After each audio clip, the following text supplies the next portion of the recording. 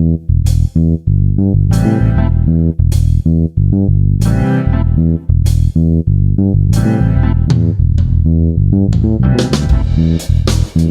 to the first edition of Inside Out There with Boyd Martin and the Vibrant Living newsletter.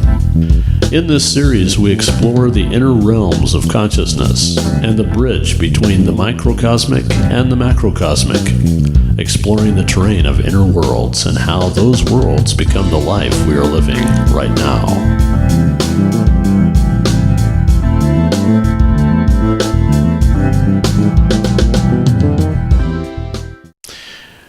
The challenge of non-duality. I've always had a penchant for deeply philosophical books. Even though I try to mix it up a little with some fiction, I inevitably return to books about spirituality. It's just in my nature, and I dare say is part of my mission. I recently returned to a book I'd read before, Devotional Non-Duality by David R. Hawkins. Hawkins passed over last November at the age of 85, and so in tribute to his long life of spiritual research, I revisited the book.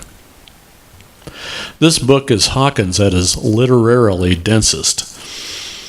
I will spend 30 seconds on one sentence in an attempt to mine the subtleties and ramifications of what those words in that particular order really mean to me. Books like these are not meant to be galloped through for some sort of overall point or experience. They are meant to be meditative books, and they can change your life. In Devotional Non-Duality, Hawkins provides many thought experiments, metaphors, and analogies that deconstruct the mind and its creations, namely physical reality. As we have learned, nothing can exist without its opposite. There can be no hot without cold, no hard without soft. For example, if everything was soft, we'd have no concept of hard because of a lack of something to compare it to. Ultimately, there can be no reality without some sort of non-reality to compare it to. The reason this is crucially important when it comes to health is that human societies tend to set up a dichotomy between health and disease. Hawkins points out that if all one's perceptions and evaluations of their body were of health, no matter the clinical condition, there would be no disease. For example, the concept of detoxing is a redefining of a range of uncomfortable physical symptoms. Where one person would consider detoxing desirable, another may run to their conventional doctor who may provide a diagnosis of a disease. In the detox case, the person may make it a point to drink more water, breathe more deeply, exercise more, and cut out the junk food and return to a comfortable, joyous place. The person with the disease diagnosis is now embroiled in the diagnostic morass of fears, symptoms, testing, and drug treatments, which may or may not return them to health. This is a crucial understanding, particularly when it has been shown, for example, 93% of all cancers resolve on their own and do so without any medical intervention. What this demonstrates to me is that what we call cancer the disease is really simply another strategy the body uses to maintain health. Hawkins makes the point that there is really only one thing: love. All creation is caused by it, and all things return to it. And this is what is called non-duality thinking. In other words, there is no condition other than love, and thusly, by analogy, it can be said that love equals health, equals well-being, equals joy, etc., etc.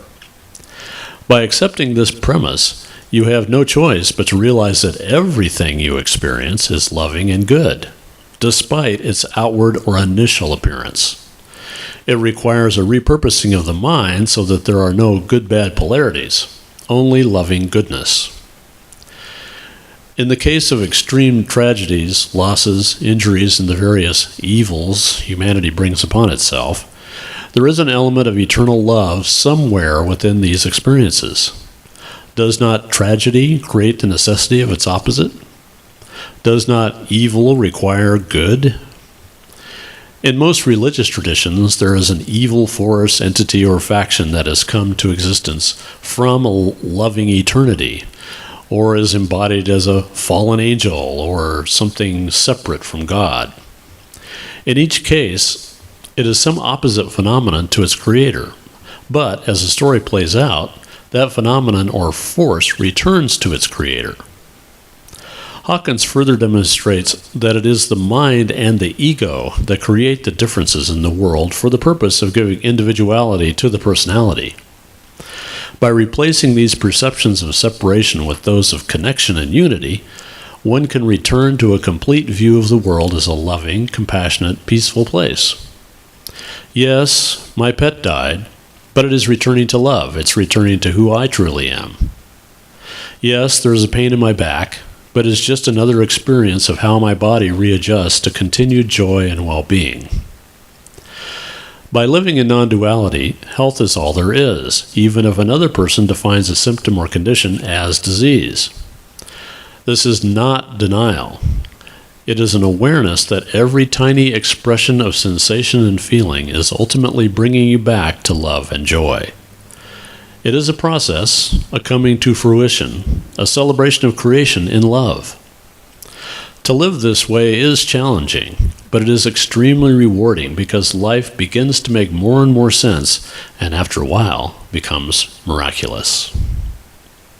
For the Vibrant Living Newsletter, this is Boyd Martin signing off.